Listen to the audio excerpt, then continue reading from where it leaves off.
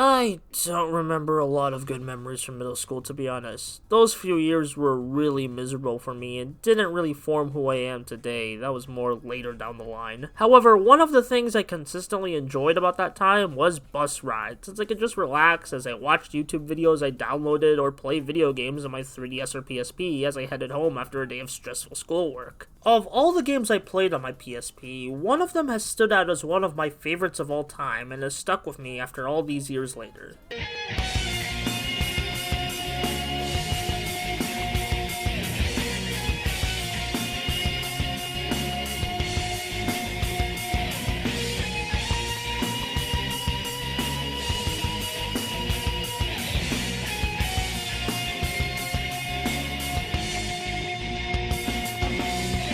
Persona 3 Portable is such an important game to me. I never finished it because my PSP bricked, but I did find lots of value in the time I did spend with it. It's part demon collecting dungeon crawler that I expected out of a JRPG, and part life sim where you hang out with friends, go to a club, do schoolwork, play an online MMO, etc. Not to mention, it has one of the best video game soundtracks ever. Persona 3 isn't just an important game to me, but it's also important to Atlus, as it redefined what a Persona game is despite the limited budget it was given, and sold decently well, both in Japan and Western markets. While Personas 4 and 5 would sell more and receive more adaptations and spin-off content, the Persona 3 characters still got extra content after their main game was done. Major Persona 3 characters were represented in the Persona 4 Arena series with new time skip designs, they were represented in the Persona Q crossovers, and of course, they would be adapted into an anime adaptation like Persona 4 and 5, though unlike those, P3 would get adapted into 4 anime movies rather than a full TV show. Produced by AIC Asta for the first movie, before switching to A1 Pictures for movies 2, 3, and 4, these are surprisingly decent adaptations of the core Persona 3 story. While the social links and a bunch of side stories have been cut for time, you still get most of the story and character arcs intact from the original game, with a few changes to fit the new medium, like giving the main protagonist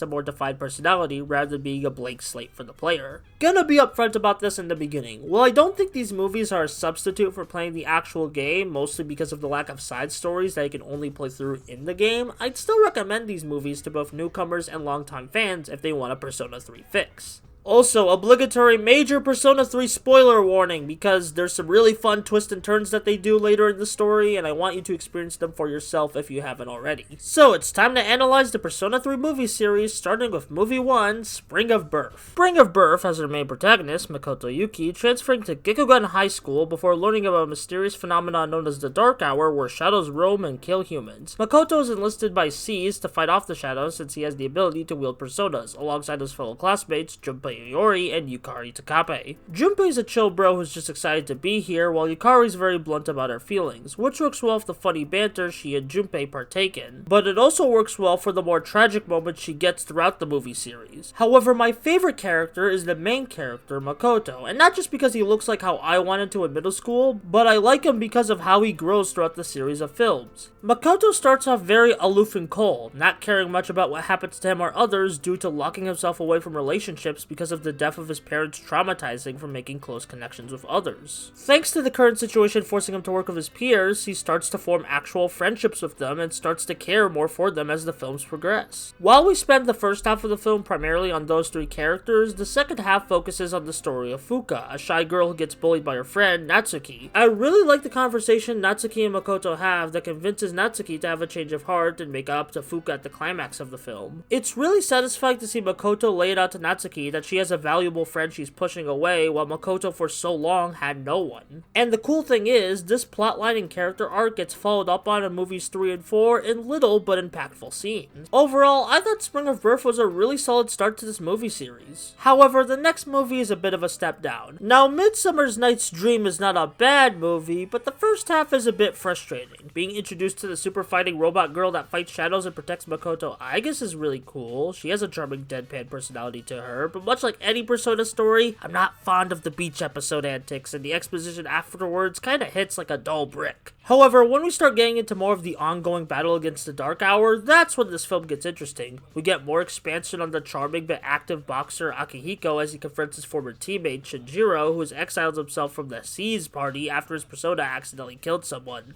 And that someone happened to be the mother of Ken, who joins the 3's team, but later finds out that Shinjiro was inadvertently responsible for his mother's death, and now he wants revenge against Shinjiro. This storyline is one of my favorite parts of Persona 3. Shinjiro's refusal for help and contact with others, thinking it would help everyone and himself, when in reality it only hurts everyone around him. That shit hits hard. It's kind of uncomfortably relatable, not gonna lie. You could really feel Akihiko's desperation in wanting to help Shinjiro, and his pain in never getting to do so because of Shinjiro's death. While I'm not a big fan of everything in this movie, I still love a lot about it, and I think it's where the core idea of Persona 3 starts to become relevant, that being of life and death. What does one do with their limited time in life, and how do we cope with death?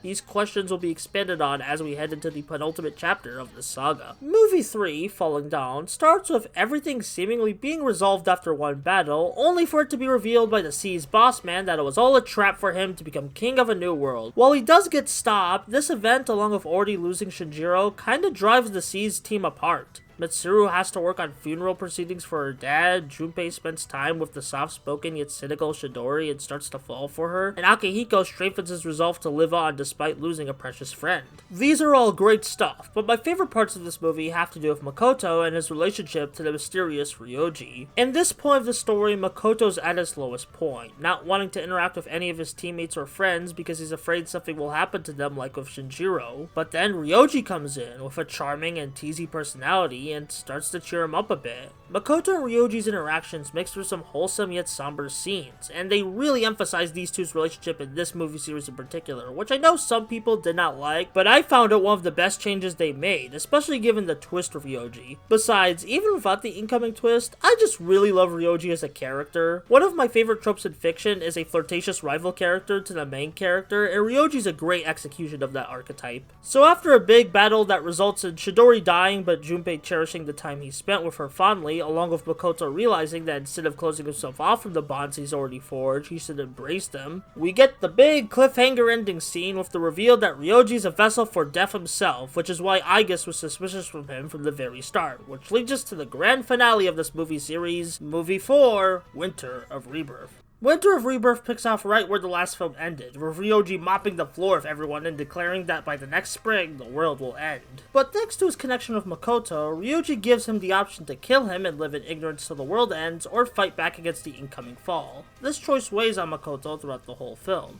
A lot of the scenes in the first half has us witnessing a very somber and cold atmosphere, much like the season of winter itself, as the characters grasp and struggle with the potential end of the world and their resolves. It's a great mix of seeing these characters rise from their lowest point and comforting each other during these dire times, which makes for some immaculate vibes. Despite the heavy atmosphere of Winter of Rebirth, there's still some nice levity amidst it all, especially during the super fun Elizabeth scene. She's one of the funniest characters in the game, so it's nice they managed to squeeze in her greatest hits in the last movie, while interweaving it with Makoto's resolve to keep on fighting for his friends.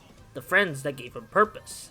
The friends that made him start living again. After the grand final battle of Makoto using all his life and the power of bonds to stop the fall, we fast forward a few months later where everyone rushes to Makoto in his last moments. With a smile on his face, he sees his friends one more time as he closes his eyes, ending the Persona 3 movie series. As you've most likely seen as I describe these films, Persona 3 is heavily themed around death, depression, and life. What do we do in the midst of tragedy and hardship is a question heavily pondered in every adaptation of the story, and the movies are no different. While Persona 3 is always about an introvert breaking out of his shell and making meaningful connections, I think the movies handled that idea the best of how much focus and flavorful characterization they give the main protagonist, which helps sell the messages of Persona 3 even more for me. Even though the protagonist is gone, he'll forever be remembered in the hearts of those he impacted. You may never be able to do everything you want of the people you want in your lifetime, and it sucks, there's no way around it.